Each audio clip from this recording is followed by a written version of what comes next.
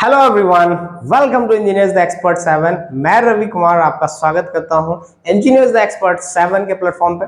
कैसे हैं आप सभी लोग? आई होप अच्छे और स्वस्थ होंगे। इंजीनियर्स, आज का सेशन है, आज का हमारा टॉपिक है स्टडी का normal and shear stress on a oblique plane, है ना। एक ऑन एन ऑब्लिक प्लेन, एक ऑब्लिक प्लेन पर नॉर्मल और शियर स्ट्रेस के बारे में हम लोग डिस्कस करेंगे, वो भी तब जब ओनली वन एक्सियल फोर्स उस पर लग रहा हो, माय डियर। ठीक है, तो चलिए स्टार्ट करते हैं सेशन को स्टार्ट करने से पहले अगर आप अपने इस चैनल पर नए हैं तो चैनल को लाइक, शेयर और सब्सक्राइब करना ना भूलें, जिससे आने वाली सभी अपडेट्स आपको मिलती रहे।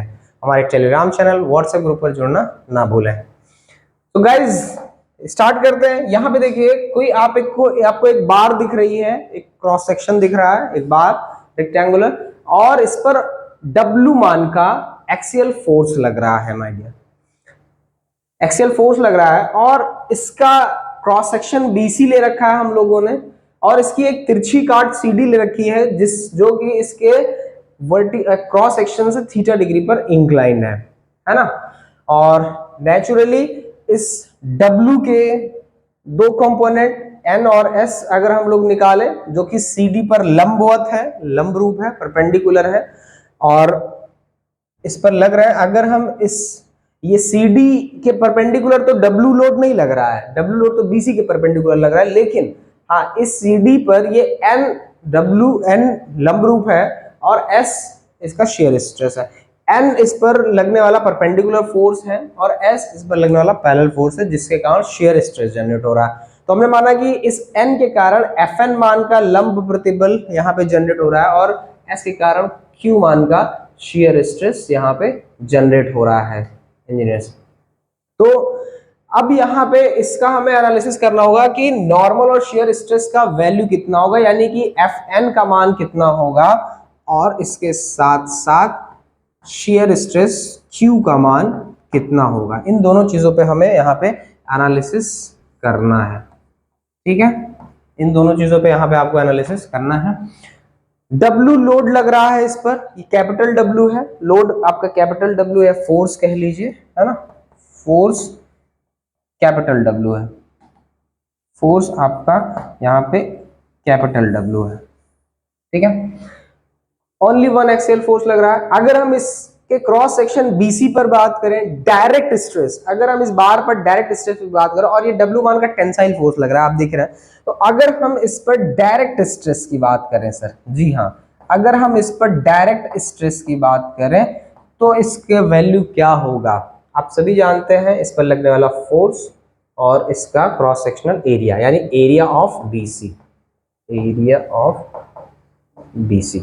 अगर मैं एरिया ऑफ BC, इसका क्रॉस सेक्शनल एरिया अगर मैं A मान लूं, let cross sectional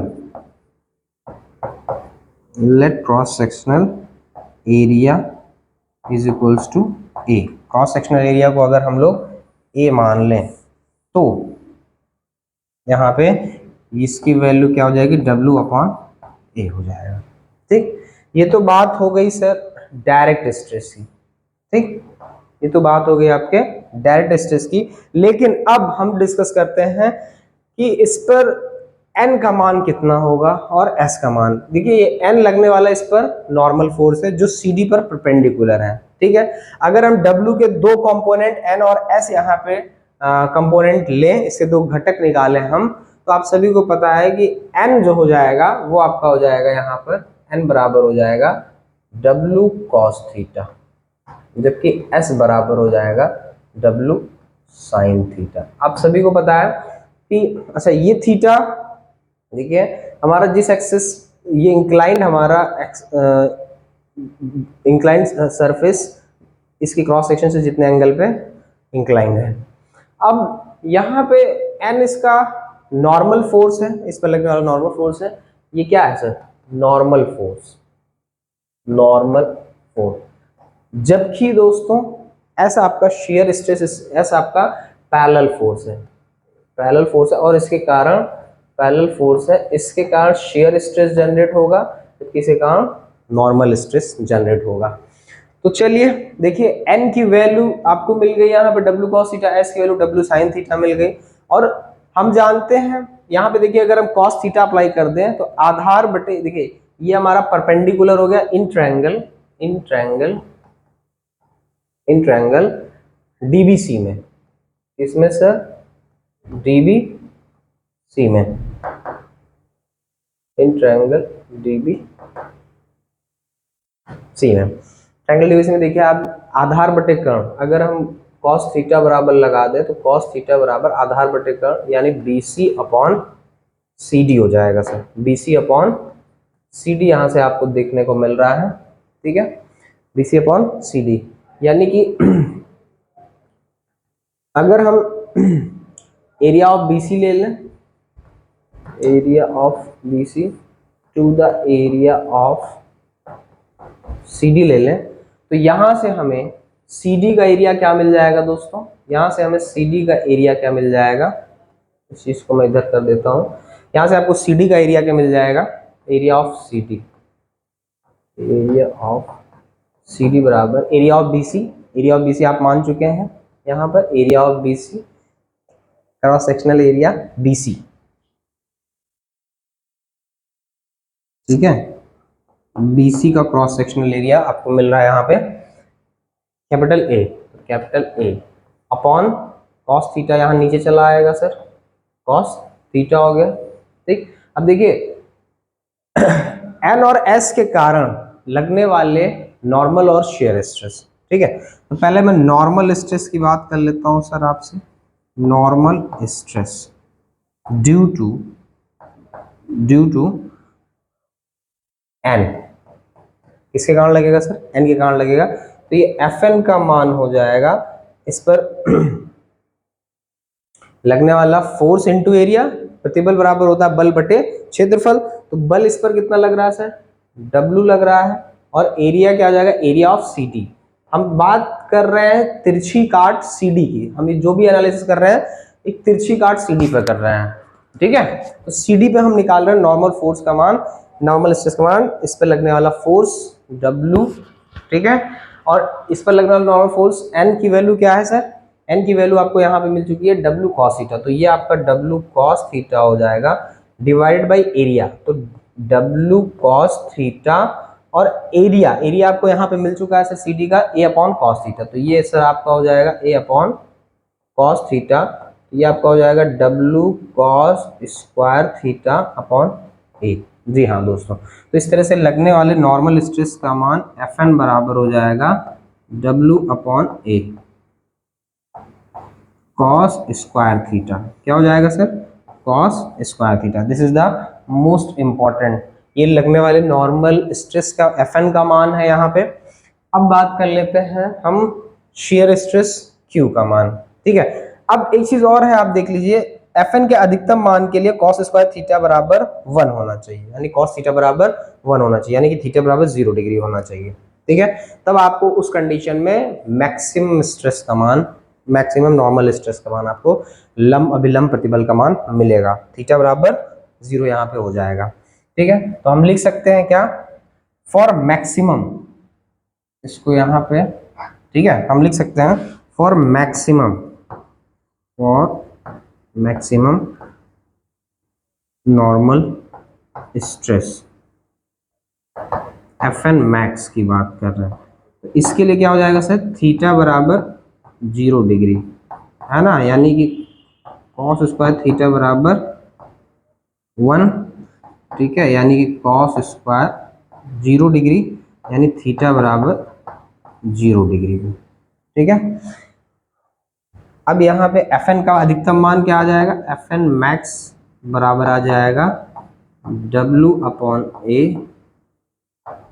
cos square theta, W upon A cos square theta, ठीक है।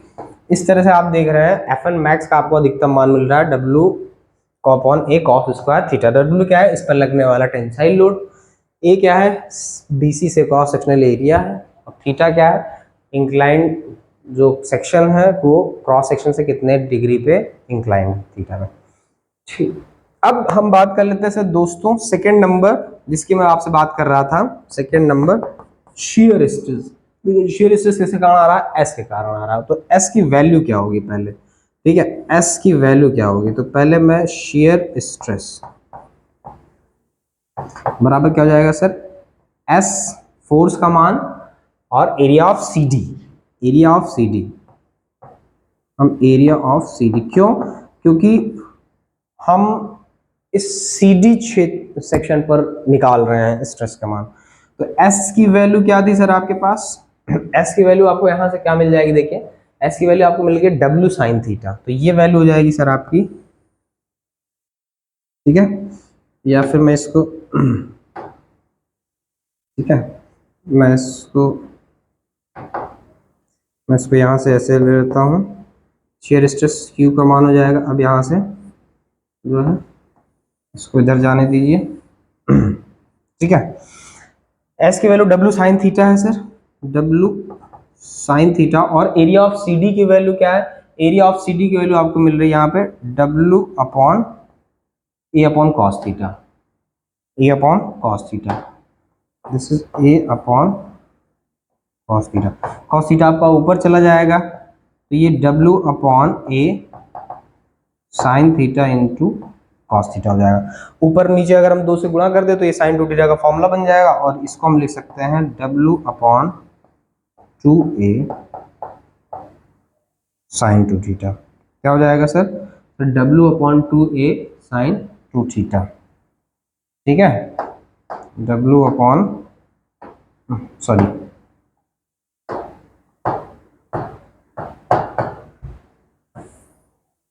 ठीक है, तो ये आपको मिल गया यहाँ पे शेयर स्ट्रेस क्यू का मान। अब for maximum value of shear stress है ना, अब क्यू मैक्स अगर हम निकालें, for Q max, for Q max, तो इसके लिए सर आपका साइन टू थीटा बराबर 1 होना चाहिए, और 1 आपको पता है कि साइन 90 की वैल्यू होती है, तो यहां से सर टू थीटा बराबर 90 डिग्री, यानी कि थीटा की वैल्यू आपको मिल जाएगी 45 डिग्री।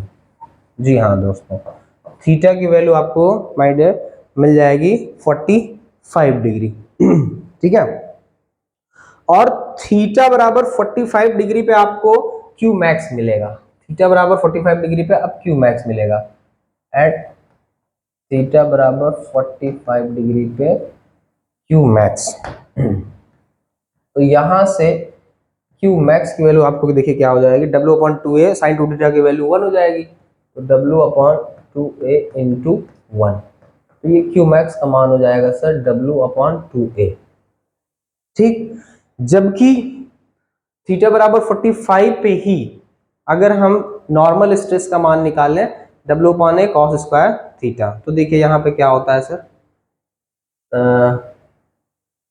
एफ एन जब इस पे निकालिए तो डब्ल्यू अपॉन ए कॉस स्क्वायर 45 डिग्री, तो डब्ल्यू अपॉन ए कॉस 45 की वैल्यू, ठीक है, कॉस 45 की वैल्यू आपको पता है 1/√2 होता है, तो ये 1/2 फिर हो गया, तो ये डब्ल्यू अपॉन 2a हो गया, यहाँ से डब्ल्यू अपॉन 2a हो गया, ठीक, लेकिन एक चीज जरा ध्यान दीजिए आप लोग, डब्ल्यू अपॉन ए है क्या, डायरेक्ट स्ट्रेस है हमारा, देखिए यहाँ पे डब्ल्यू अपॉन ए क्या है सर, डायरेक्ट स्ट्रेस है, ठीक है, तो अपने डायरेक्ट स्ट्रेस का 45 थीटा डिग्री 45 डिग्री पर अपने डायरेक्ट स्ट्रेस का आधा मान का कर्तन प्रतिबल शेयर स्ट्रेस जनरेट करता है कोई भी इस तरह का क्रॉस सेक्शनल बार जिस पर ओनली 1 एक्सियल फोर्स लग रहा हो, ठीक है, यहां से देखिए ये एफ एन या क्यू मैक्स, यहाँ पे देखिए एफ एन बराबर भी आपको मिल रहा है डब्ल्यू ए बाई 2, और डब्ल्यू ए बाई 2 क्या है सर, डायरेक्ट स्ट्रेस है, डायरेक्ट स्ट्रेस है बाई 2, एक चीज ये हो गई, और दूसरी चीज यहाँ पे देखिए क्यू मैक्स भी आपको, ठीक है, कितना मिल रहा है, डब्ल्यू ए बाई 2 मिल रहा है सर, और डब्ल्यू अपॉन ए बाई 2 मिल रहा है, और आपको पता है कि डब्ल्यू अपॉन ए का मान क्या है, डायरेक्ट स्ट्रेस, तो ये डायरेक्ट स्ट्रेस का आधा मान का कर्तन प्रतिबल, ठीक है, क्यू मैक्स, यानी हम कह सकते हैं कि भाई कोई भी क्रॉस सेक्शनल बार जिस पर ओनली वन एक्सियल फोर्स लग रहा हो, है ना, उसकी किसी इंक्लाइंड सेक्शन पे थीटा बराबर 45 डिग्री, जो कि इंक्लिनेशन ऑफ थीटा 45 डिग्री पे वो अपने डायरेक्ट स्ट्रेस का आधे मान का कर्तन प्रतिबल उत्पन्न करता है एट थीटा बराबर 45 डिग्री पे। ठीक है गाइस, इसके रिगार्डिंग मैं आपके लिए कुछ क्वेश्चंस भी लेके आया हूँ। ठीक है, तो चलते हैं अब हम लोग रुक करते हैं क्वेश्चन की तरफ। ये देखिए क्वेश्चन भी आपके लिए यहाँ पे रेडी है। क्वेश्चन में देखिए क्या है, यहाँ से मैं इसको सॉल्व करवाता हूँ। ठीक है, the cross section of a small rectangular box of cast iron, किसी कास्ट आयरन का क्रॉस सेक्शन सब्जेक्टेड है 40 किलोन्यूटन लोड से, एक्सियल कंप्रेसिव फोर्स से। Determine the compressive and shear stress at section incline 30 degree from the direction of force से। Sir direction of force से 30 degree पे वो incline है। और इसमें क्या था सर, इसमें क्या था, ध्यान दिया होगा आपने, इसमें क्या था कि डायरेक्शन ऑफ फोर्स से 45 डिग्री पे इंक्लाइन नहीं है, बल्कि क्रॉस सेक्शन से 45 डिग्री पे इंक्लाइन है। तो दोनों में अंतर होता है, अंतर है यहाँ पे। ठीक है, अब from direction of force also determine maximum shear stress, और मैक्सिमम शियर स्ट्रेस भी बताइए आप of cross section area of box is if cross sectional area इसके बॉक्स का 500 mm स्क्वायर है, और इसको बाय निगलेक्टिंग फ्रिक्शन को, इसको फ्रिक्शन को निगलेक्ट करते हुए, मतलब शून्य मानते हुए, नगण्य मानते हुए हमें ये डिटरमाइन करना है मैक्सिमम शियर स्ट्रेस का मान। तो सबसे पहले देखिए मैं इसका डायग्राम बना देता हूँ, तो क्योंकि डायग्राम जब बन जाएगा तो आपको इमेज क्लियर रहेगी, है ना। देखिए ये है हमारा वो क्रॉस सेक्शनल बार जिसकी ये बात कर रहे हैं। ठीक है, और इस पर लग रहा है 40 किलोमीटर का एक्सियल कंप्रेसिव फोर्स लग रहा है। ठीक है, 40 किलोमीटर का एक्सियल कंप्रेसिव फोर्स, ये आपका 40 kilometre axial compressive force. Then यहाँ पे determine the compressive and shear stress, अपने को कंप्रेसिव और शियर स्ट्रेस का मान चाहिए, है ना, अपने को कंप्रेसिव और शियर स्ट्रेस का मान यहाँ पे चाहिए। ये अपने पास नहीं है, और शेयर स्ट्रेस क्यू का मान नहीं है, और क्यू मैक्स नहीं, ये तीन चीजें हमें यहाँ पे चाहिए। Also determine maximum shear stress if the cross sectional area, अच्छा क्रॉस सेक्शनल एरिया इन्होंने दे रखा है, देखिए कितना 500, तो मैं मान लेता हूँ इसका कोई क्रॉस सेक्शन ले लेता हूँ मैं इसका, दिस इज BC मान लेता हूँ। क्रॉस सेक्शनल एरिया क्या है, एरिया ऑफ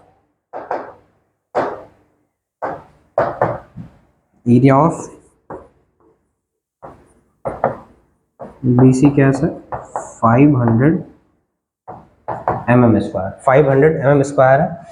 अब इससे कह रहे हैं कि डायरेक्शन ऑफ फोर्सेस से, एक्सिस ऑफ फोर्सेस से 30 डिग्री पर, है ना, इससे at a section incline 30 degree from direction of force, यानी कि ये जो डायरेक्शन जा रहा है सर,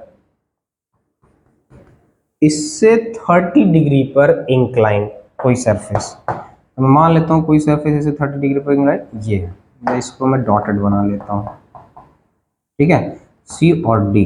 ठीक है, तो यहां से एंगल सर बता रहे हैं कि सर ये 30 डिग्री है। क्या करें, जरा क्वेश्चन में ध्यान से सुनिए कि ध्यान से देखिए, 30 degree incline from the direction of force, direction of force से कह रहा है, क्रॉस सेक्शन से डायरेक्ट इंक्लाइन नहीं कह रहा है डायरेक्शन ऑफ फोर्स से 30 डिग्री। तो यानी ये एंगल कितना हो जाएगा सर, भाई टोटल 90 है, तो नेचुरली ये एंगल 60 हो जाएगा। तो हम कह सकते हैं क्या कि थीटा बराबर हमारे पास क्या हो जाएगा, 60। थीटा अपने पास कितना आ जाएगा सर, 60 डिग्री। ठीक, पर आप डिटरमाइन करिए मैक्सिमम शियर स्ट्रेस का मान, शेयर स्ट्रेस का मान, और नॉर्मल स्ट्रेस का, नॉर्मल कंप्रेसिव स्ट्रेस का मान। ठीक है, तो नॉर्मल कंप्रेसिव स्ट्रेस आप सभी जानते हैं, पहले पे सॉल्व करता हूं मैं, FN पे आ जाता हूं, मैक्स कंप्रेसिव स्ट्रेस पे। आप सभी को बताया कि भाई इसकी वैल्यू होती है W/A cos स्क्वायर थीटा, यही होती है इसकी वैल्यू। W का मान आपको सर दे रखा है 40 किलो न्यूटन में, 40, और A का मान दे रखा है 500, ठीक है, mm स्क्वायर। इसके साथ साथ cos थीटा का मान कितना हो जाएगा sir, cos square 60 degree. Then आपका 40, और cos 30 का मान 1/2 होता है, ठीक है। कॉस 45 का मान 1/√2 होता है, कॉस 30 का मान √3/2 होता है, तो ये 1/2 हो जाएगा सर। तो ये आपका हो गया 500 इंटू, इसको इरेज कर देते हैं, ठीक है।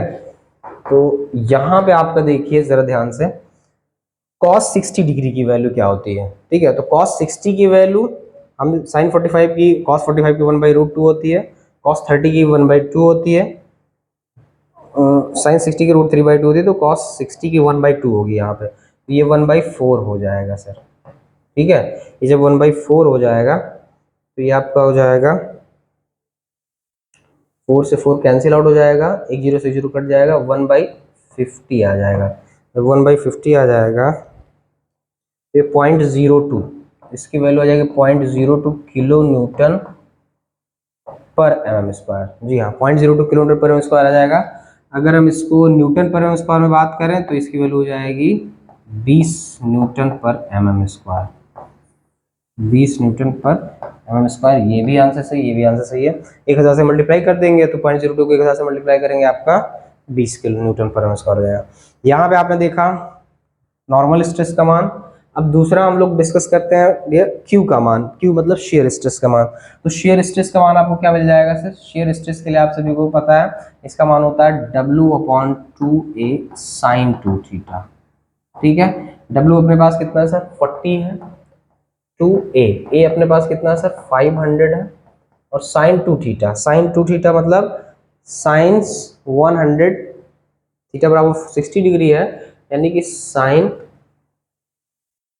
120 डिग्री, जिसकी वैल्यू होती है √3/2। तो ये हो गया 40 इंटू √3/2 अपॉन 2 इंटू 500, ठीक है, 2 इंटू 500। तो यहाँ से आपको मिल जाएगा सर Q बराबर 40 इंटू √3 डिवाइडेड बाई 500 इंटू 4। ये वैल्यू आपको मिल गई सर 0.03